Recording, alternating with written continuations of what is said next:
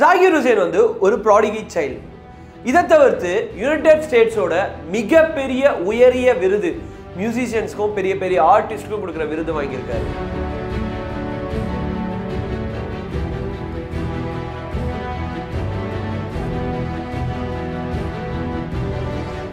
இதை தவிர்த்து tabla beads science அப்படின்ற இன்டர்நேஷனல் குரூப்போட மெம்பரா இருக்காரு.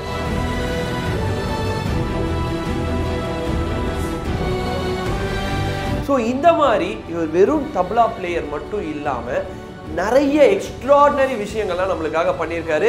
நிறைய அவார்ட்ஸ் வின் பண்ணியிருக்காரு. அவர் இப்போ நம்ம கூட இல்லைனாலும் அவர் பண்ண நிறைய சாதனைகள், அவர் வாங்கின அவார்ட்ஸை ஒரு சின்ன ஷார்ட் அண்ட் கிறிஸ்ப் வீடியோவாக நம்ம பார்க்க போகிறோம். ஸோ இந்த மாதிரி வேர்ல்டு லெவல் வீடியோஸ் இல்லைனா பாலிடிக்ஸ் இல்லை சினிமா கண்டென்ட்ஸ்னா நீங்கள் ரெகுலராக தெரிஞ்சுக்கணும் அப்படின்னு நினச்சிங்கன்னா நம்ம சரக்கு ரயில் சேனலை சப்ஸ்கிரைப் பண்ணி வச்சுக்கோங்க.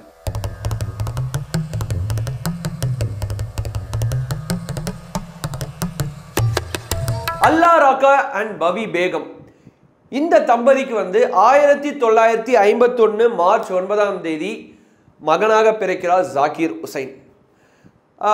அது பிறந்து ஒரு 3-4 வயசுலேயே வந்து இவரோட எக்ஸ்ட்ராடினரி டேலண்ட்ஸ் ஐடென்டிஃபை பண்ணுறாங்க. அப்படி வந்து விசாரிக்கும் போது இவர் வந்து ஒரு சைல்டு ப்ராடிஜி அப்படின்னு தெரிய வருது.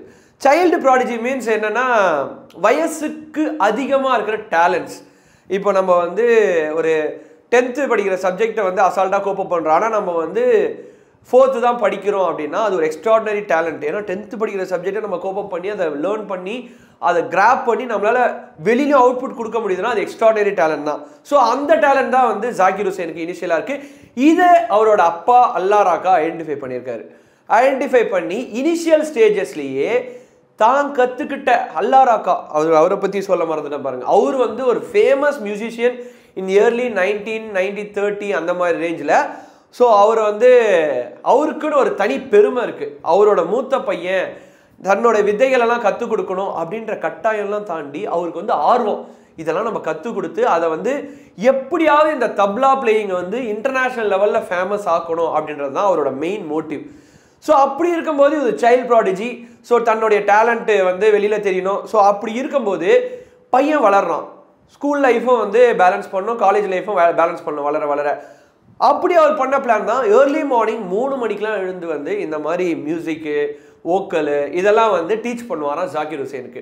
அவரும் வந்து அவ்வளோ வந்து ஆர்வமாக அந்த 3 to 6 அந்த செஷனு அவ்வளோ ஆர்வமாக அதை கற்றுக்கிட்டு நிறைய ப்ராக்டிஸ் பண்ணுவாராம். அதுக்கப்புறம் ஸ்கூலுக்கு போயிடுவாராம். இனிஷியலாக வந்து ஸ்கூல் வந்து சென்ட் ஜேவியர் ஸ்கூல் மும்பையில் படிச்சிருக்காரு. அப்புறம் வந்து காலேஜ் வந்து சென்ட் மைக்கேல் காலேஜ் வந்து மகாராஷ்டிராவில் படிச்சிருக்காரு. ஸோ இது எல்லாமே இன்னும் அரௌண்ட் அவரோட வாழ்க்கை எல்லாமே இனிஷியலாக மும்பைஸில் இருந்திருக்கு.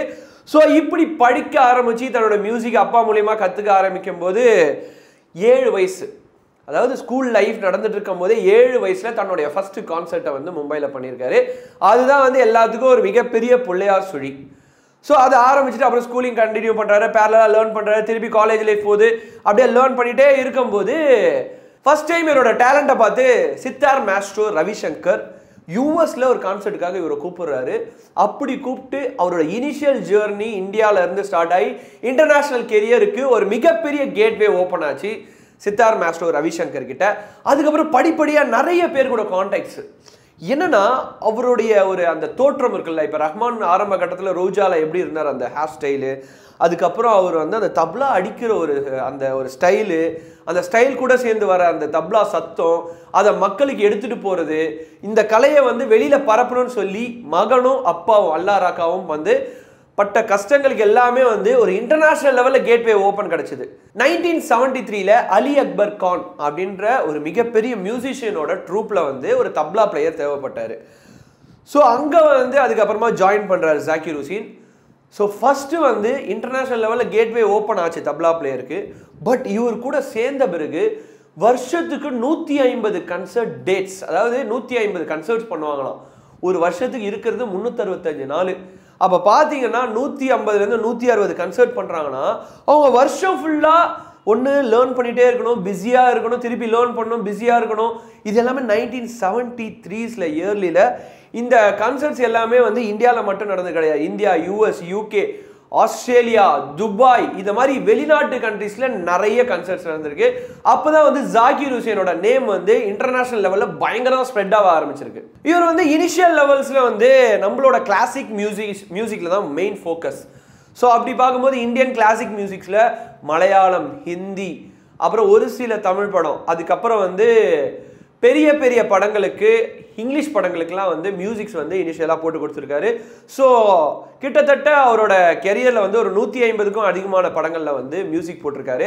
சின்ன சின்ன மியூசிக்கும் போட்டிருக்காரு, ஒரு ஃபுல் லென்த் மியூசிக்கும் போட்டிருக்காரு. ஸோ இப்படி வந்து போயிட்டே இருக்கும்போது 1973 living in the material world அப்படின்ற ஒரு ஆல்பமும் போட்டிருக்காரு.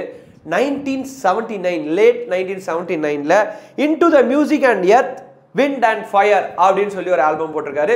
ஸோ இது வரிசையில் அவர் வந்து மோஸ்டா apart from India, abroad, US, English movies, இதுக்கு தான் வந்து மெயின் ஃபோக்கஸ்டா மியூசிக் போட்டிருக்காரு. ஸோ இவரோட டோட்டல் அவார்ட்ஸ் அப்படின்னு பார்த்தோம்னா, இவர் என்னமோ இல்லை அந்த கிராமி அவார்ட்ஸ்ன்னு சொல்லுவாங்கல்ல, அந்த கிராமி அவார்ட்ஸ்லாம் போகும்போதெல்லாம் ஒரு 2-3 கொடுங்க அப்படின்னு சொல்லி பேக்கெட் எடுத்து வச்சுட்டு வர மாதிரி அவ்வளோ அவார்டு வாங்கியிருக்காரு. எஸ், 2009 கிராமி அவார்ட் வாங்கியிருக்காரு, ஒரு கிராமி அவார்டு. ரீசெண்டாக 2024 3 கிராமி அவார்டு வாங்கியிருக்காரு. அதாவது முந்தானேத்தி இறக்கிறதுக்கு முன்னாடி இந்த வருஷத்துலேயே வந்து 3 கிராமி அவார்ட்ஸ் வாங்கியிருக்காரு. பத்மஸ்ரீ அவார்டு வந்து 1988 வாங்கியிருக்காரு. பத்ம பூஷன் அவார்டு 2002.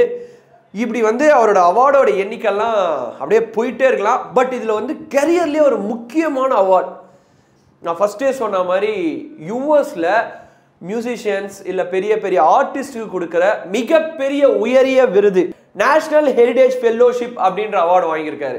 ஸோ இது மட்டுமா அவரோட சாதனை அப்படின்னு பார்த்தீங்கன்னா இது மட்டும் கூட கிடையாது.